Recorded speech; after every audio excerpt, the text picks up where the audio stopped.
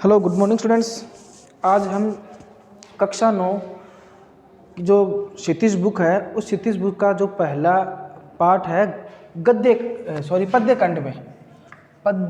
खंड में पहला खंड है गद्य खंड और दूसरा खंड है पद्य खंड, जिसको हम काव्य खंड भी कहते हैं। काव्य खंड तो काव्य बोल दो चाहे पद्य बोल दो, एक ही बात है। तो हम पद्य भाग का जो पहला पाठ है कबीर, तो इन कबीर जी का बारे में जो इनकी साखियाँ लिखी हुई हैं तो वो साखियाँ पढ़ेंगे। साखियाँ मतलब दोहे के रूप में लिखा गया है। तो इसमें जो पहला दोहा है वो है मानसरोवर सुभर जल हंसा केली कराही, मुक्ता फल मुक्ता चुगे अब उड़ी अनंद न जाहे। तो देखिए इस दोहे में कबीर जी ने एक जो मानसरोवर में जो क्रीड़ा करता है जिसे हंस पक्षी होता है, तो उस पक्षी की तुलना, उस पक्षी का उदाहरण देकर उन्होंने ईश्वर भक्ति के बारे में बताया गया है। कैसे, वो इसका अर्थ हम अभी देख लेते हैं। तो मानसरोवर सुभर जल, तो मानसरोवर जो कि एक तालाब है, तो उस तालाब के बारे में बताया है कि इस दोहे में कबीरदास जी ने कहा है कि जिस प्रकार मानसरोवर के जल में, मानसरोवर सुभर जल यानी कि जिस प्रकार मानसरोवर के जल में हंसा केली कराही, जल में हंस खेलते हैं, केली मतलब खेलना, तो हंस खेलते हैं, खेल का आनंद उठाते हैं, कराही मतलब केली खेलना और इसका आनंद उठाना। तो इस दोहे में कबीरदास जी ने कहा है कि जिस प्रकार मानसरोवर के जल में हंस खेलते हैं और खेल का आनंद उठाते हुए मुक्ता फल, मुक्ता यानी कि मोती होते हैं, मोती मुक्ता चुगे, मोती चुगते हैं, यानी कि तालाब के अंदर जो मोती होते हैं वो मोती चुगते हैं। कौन? हंस। और उस स्थान को अब उड़ी अन्नत न जाही, यानी कि उस स्थान को, स्थान कौन सा? जो मानसरोवर है, उस तालाब में वो हंस खेलते हैं, उसके अंदर मोती चुगते हैं, अपना भोजन करते हैं। तो उस स्थान को छोड़कर कहीं नहीं जाना चाहते, कहीं नहीं जाते हैं, उस स्थान को छोड़ना नहीं चाहते। उसी प्रकार अब ये एक पक्षी का उदाहरण दिया है, यहाँ पर मानसरोवर तालाब का उदाहरण दिया है और एक पक्षी के बारे में बताया है। लेकिन ये बात कबीरदास जी एक भक्त के बारे में कहना चाह रहे हैं, यानी कि जो प्रभु हैं, ईश्वर के जो भक्त हैं, उनके बारे में बताना चाह रहे हैं कि भक्त अपने हृदय रूपी मानसरोवर में क्रीड़ा रूपी साधना कर रहे हैं। कि जिस प्रकार बताया कि मानसरोवर तालाब में एक हंस वो क्रीड़ा करता है, खेलता है, तो उसी प्रकार एक भक्त भी, जो एक भक्त होता है ईश्वर का, वो भी अपने हृदय रूपी मानसरोवर यानी कि अपने जो हृदय है उस हृदय में, उस हृदय रूपी मानसरोवर में एक क्रीड़ा रूपी साधना कर रहे हैं।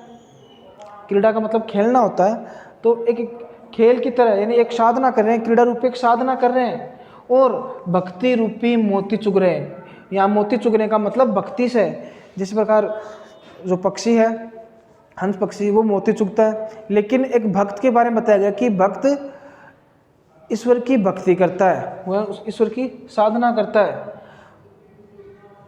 वहाँ उन्हें इतना आनंद मिल रहा है। किसको?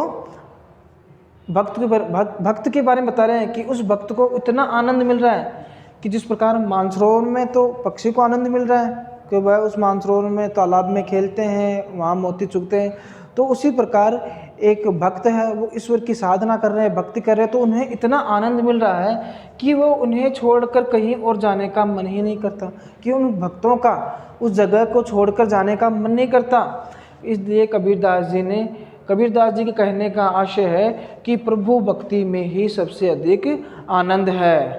कि ईश्वर जी जो अपने कबीरदास जी हैं, जो कि एक कवि है, और वो अपनी कविता में जो पहला दोहा है वो इस दोहे में यही बताना चाह रहे हैं कि एक कोई भी भक्त है, वो भक्त अपने ईश्वर की भक्ति में लीन है, उनकी साधना कर रहे हैं, तो उन्हें इतना आनंद मिल रहा है कि वह अब उस जगह को छोड़कर जाना नहीं चाहते और उन्हें उस प्रभु भक्ति में ही सबसे अधिक आनंद मिलता है।